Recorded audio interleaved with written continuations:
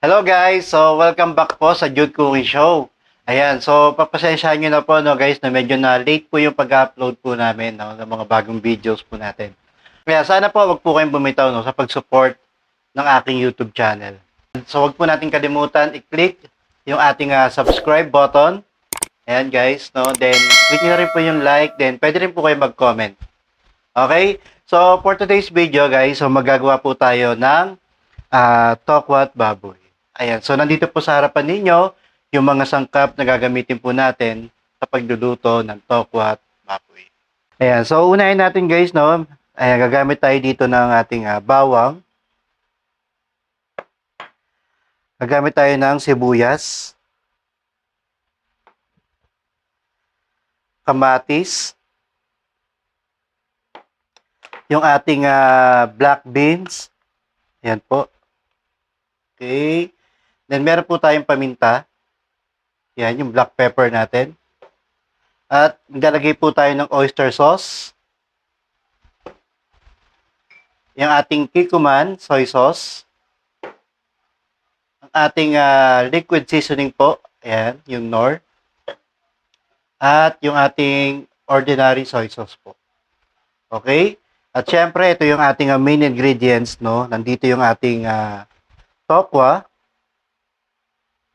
Ayan. Then, ang ating 1 kilong pork liempo. Okay, so pinakuluan ko na po ito guys, no? Pinalambot ko na siya. Ayan. Then, syempre, tinabi ko po yung ating pork stock, no? Yung pinagkuluan ng ating pork liempo. So, napakasimple lang guys, no? So, ito lang po yung mga ingredients na gagamitin po natin sa pagluluto ng tokwat baboy. Ayan, so samahan nyo po guys. Umpisahan na po natin. Okay guys, so umpisahan natin guys, no? Ayan, so unang gagawin natin, ayan, buksan natin yung ating kalan. Ayan, so pinitin muna natin. Ayan, so mainit na yung ating kawali. So maglalagay na po tayo ng ating mantika. Ayan, nakalimutan ko no, isama doon sa ating ingredients. Ayan, so hintayin lang po natin siya minute. Ayan guys, so once na mainit na yung ating mantika, lagyan na natin yung tokwa natin. Ayan, medyo malalaki lang yung hiwa ko guys kasi malalaki din yung hiwa ko sa pork.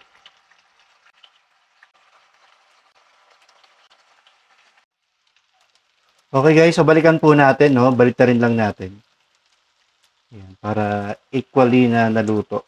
Ayan, so medyo matagal na magbaliktad.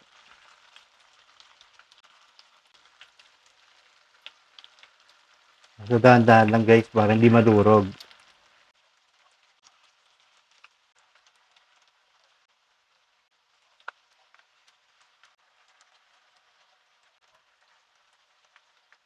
Kung gusto nyo guys, para hindi na kayo magbaliktad, pwede nyo naman damihan, no? Idubog nyo sa mantika.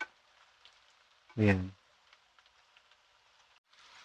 Ayan guys, so luto na po siya guys. Ayan. So hanguin na po natin.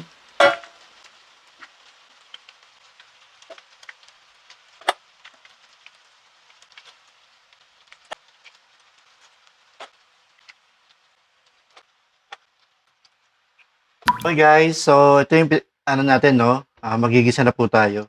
So gamitin ko na lang din yung pinagprituan naman ng tokwa. Ayan, so inalan natin yung apoy. Okay, so lagyan na natin ang ating bawang. Ayan guys. Ayan, next natin yung ating sibuyas. Lagyan natin ng konti mantika.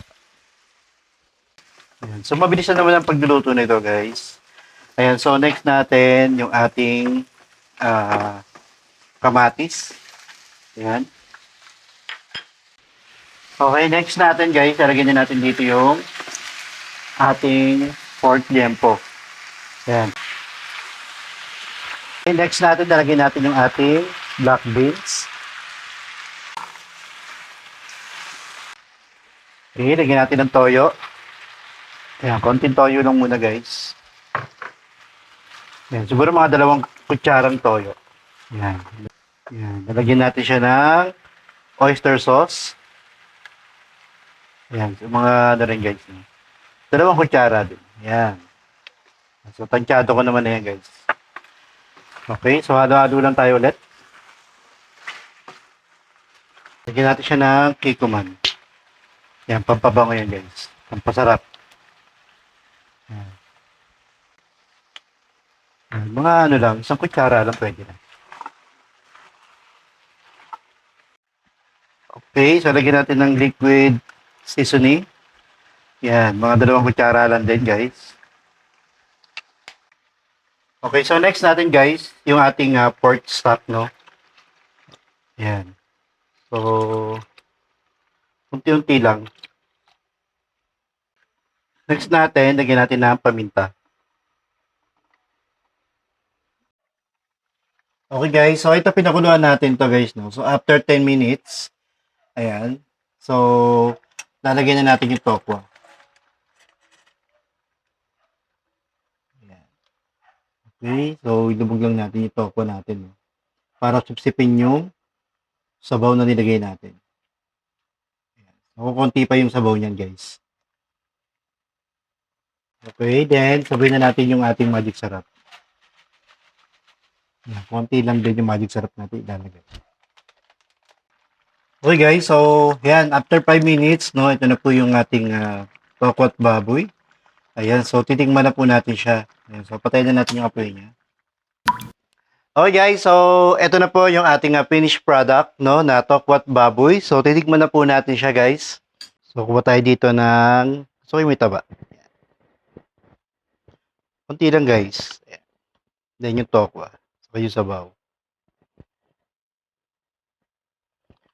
Okay, so ito na po guys, titikman na natin. Unahin ko muna yung tokwa guys.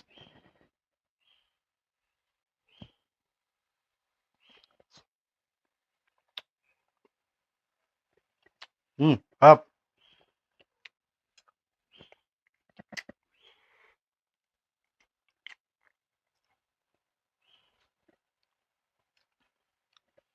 Yan, sarap guys.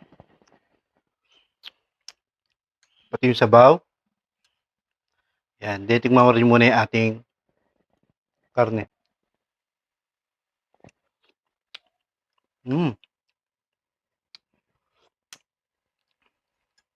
Sayang walang kanin guys. Kain na sana ako eh. Ayan.